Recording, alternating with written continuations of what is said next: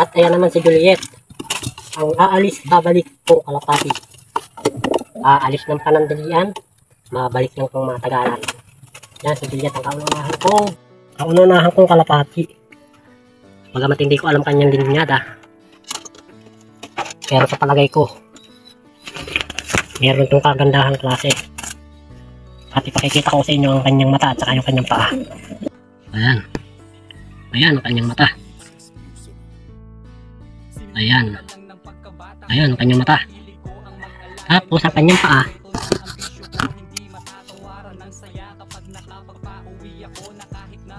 Ayan. Mayroong balahibo. Paa. Parang medyas. Dalawa yan. At ang kanyang ring dati ay LRPA.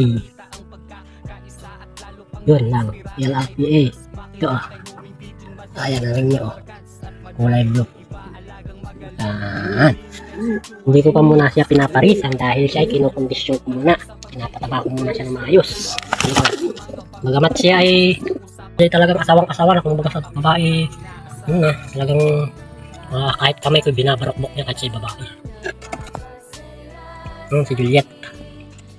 Asawa ko kay John Arden. So si John Arden ay may asawa pa. Ang asawa niya ay galing kay Boss Imay. Shoutout po kay Boss Imay. Ito daw po yung dati niyang breeder, yung Juston. Bagamat ito may palahi na rin sa akin na hindi ko pa pinapayagan lumipad ng mataas. At sa ngayon ay binunutan ko muna. At baka mamay sumerga. Ayan. Kulay pula muna ang pagkain. Ayan. Kulay pula muna ang pagkain ninyo. At ayon sa label ay nagse-develop daw ito ng mga katawan. Dahil kaya naman ang mga pinakaipa ang karamihan ay tama lang itong kulay pula. Tumulot tayo sa label. Ayan. Nasumikip. Ayun. May isa pa. Nasumikip. Aray ko. Ang galaka putik. Wala mata. Itong fish ng world ay nakabawi.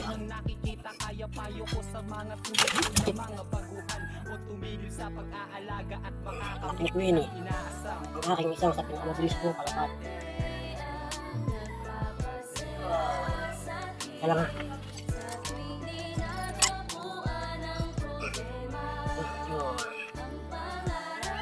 Anak ni Queenie.